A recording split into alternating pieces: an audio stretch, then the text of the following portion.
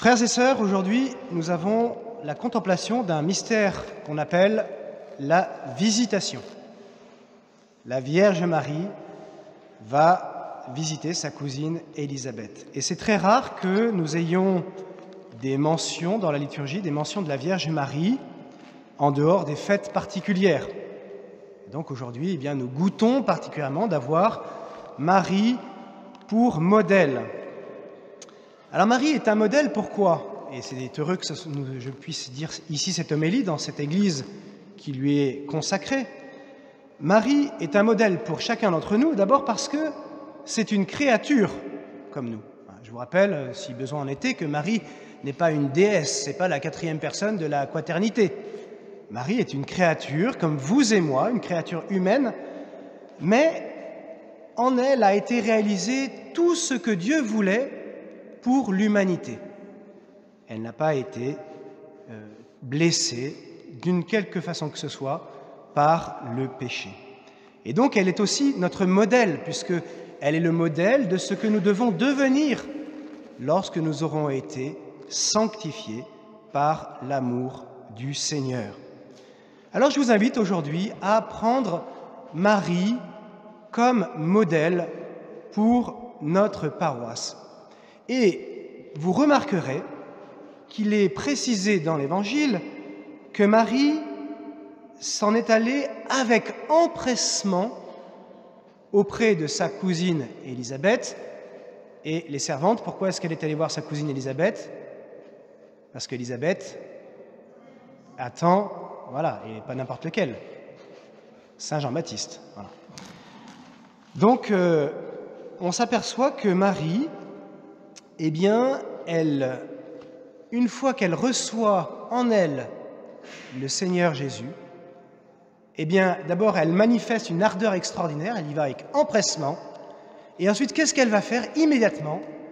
Elle va se mettre au service de la vie naissante, elle va se mettre au service d'un enfantement.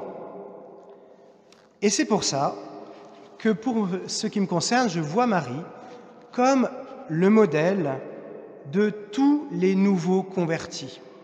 Et il y en a ici un certain nombre dans cette Église, et c'est tout à fait heureux. Les nouveaux convertis, c'est-à-dire ceux pour qui Jésus est entré un jour d'une façon déterminée dans leur vie, quand il y a un avant et un après, les nouveaux convertis manifestent très souvent une ardeur exceptionnelle. Ils ont des tas d'idées, ils n'ont pas d'idées arrêtées, ils n'ont pas tellement de limites, en fait, à la créativité, et surtout, ils ont un immense désir de faire connaître Jésus autour d'eux. Marie est donc leur modèle.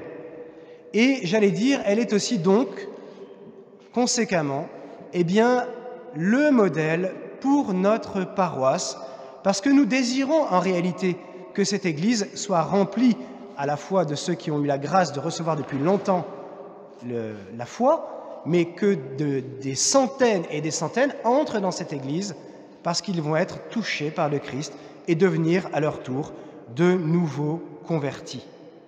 Vous savez que notre passion, notre désir le plus profond, c'est d'accueillir et d'accueillir toujours plus de nouveaux venus dans cette Église, quelle que soit la température d'ailleurs.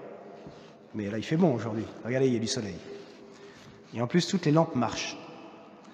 Alors, je vous invite à considérer que nous aussi, si nous voulons vraiment entrer dans le projet de Dieu, puisque Marie nous est donnée comme modèle, nous aussi, nous devons nous mettre au service de l'enfantement de la foi chez les autres.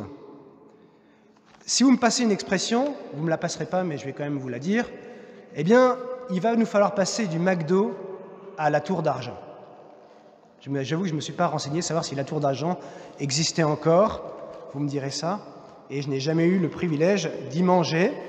Mais il nous faut passer du McDo à un très très grand restaurant qu'on appelle la tour d'argent. Pourquoi? Parce que le McDo, si vous voulez, c'est un peu le symbole de notre société consumériste. On peut y arriver tranquillement, tout seul, dans sa voiture, je le confesse que j'ai déjà fait. Vous commandez, vous faites votre petite commande, vous recevez votre petit Big Mac ou votre 380, parce que c'est bien connu que c'est le meilleur des sandwichs, et puis vous prenez ça avec votre petit paquet, il y a une gentille fille qui vous tend ça, et puis vous refermez la vitre, et là, tranquillou, vous allez sur votre parking pourri manger votre petit McDo. Et là, vous allez vous en aller. Voilà. Eh bien, il ne faut pas que nos paroisses ressemblent à ce petit côté McDo. Je viens à la messe, je viens chercher mon petit truc, qui peut être très agréable d'ailleurs, et puis je repars, et voilà. Et je repars tranquillement sur mon petit parking de la vie quotidienne. Ça, c'est pas possible. Alors, il nous faut passer au modèle la tour d'argent.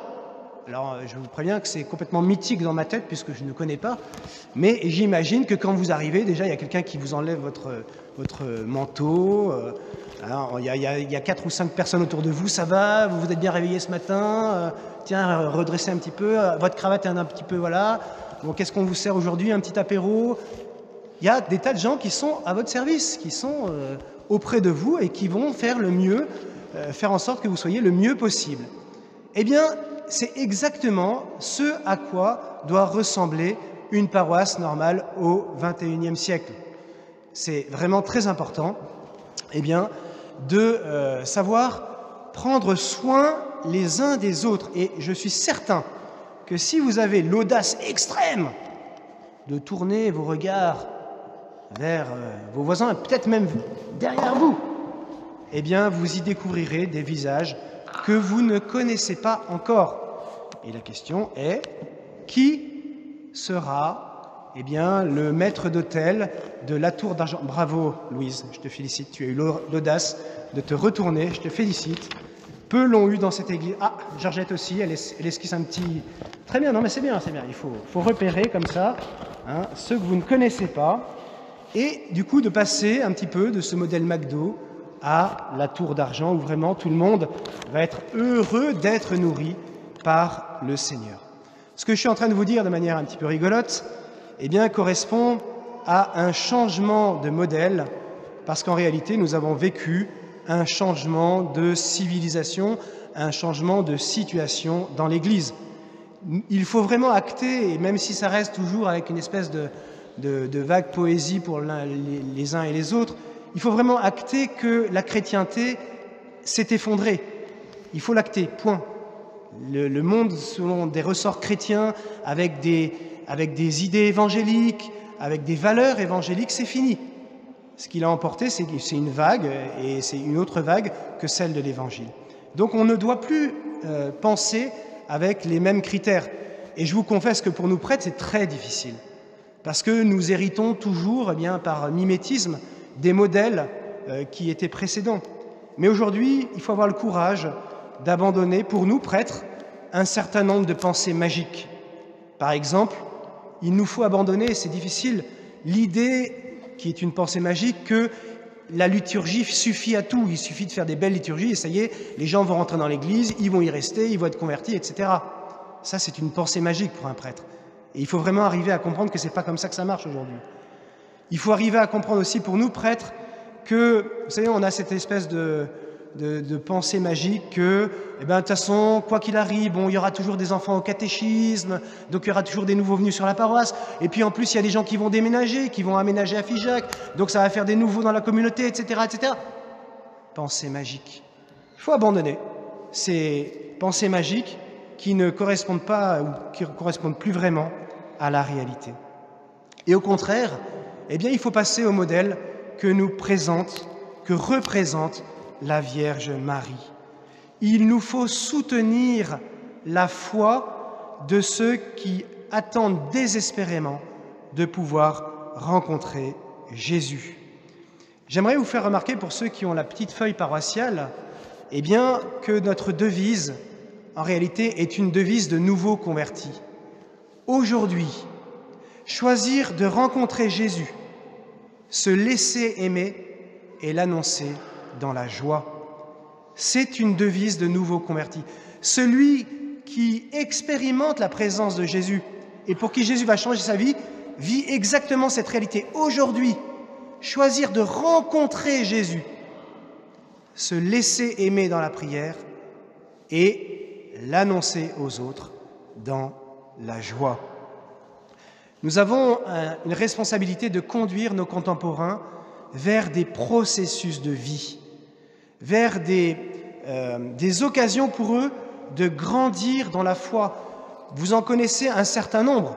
Hein, depuis le temps que je martèle, il y a par exemple pour les petits, ça va s'appeler Kit Kat. Pour les grands, ça va s'appeler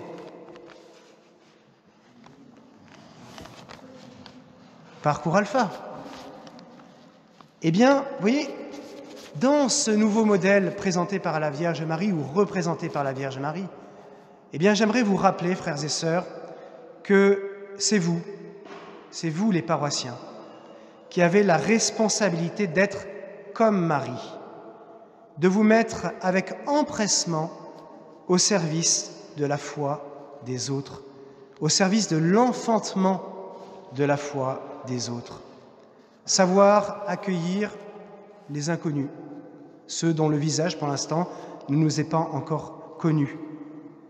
Proposer très largement les processus de croissance chrétienne, catéchisme, pourquoi pas, alpha, etc.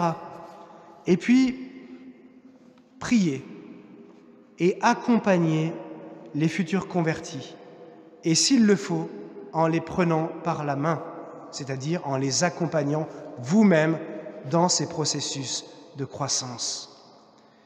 Frères et sœurs, vous savez que tous les 4 matins, on a la découverte d'un nouveau scandale, d'un truc qui nous effare, etc. J'aimerais vous redire ce matin, en plus ça tombe bien, il fait beau, c'est merveilleux, il fait presque chaud. Eh bien, j'aimerais vous redire ma conviction qui est que nous avons un avenir radieux dans l'Église, vraiment.